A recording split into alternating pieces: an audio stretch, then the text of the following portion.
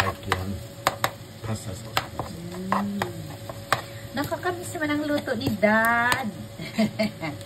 Ni Daddy Chef. Oy, I was able to cut that. It's like a pasta sauce, he said. On the side, sauteed mushroom. Buttered mushroom. Black pepper. And all-around spice. Yeah, okay. Okay. One cream.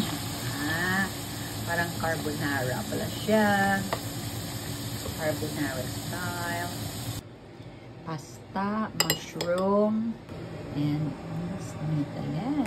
Wow, looks masarap. Lalagay, hindi niya hinalo ang mushroom kasi ang aming dalaga ay ayaw kumain ng sauce na may mushroom. Gusto niya sa sides. Yan.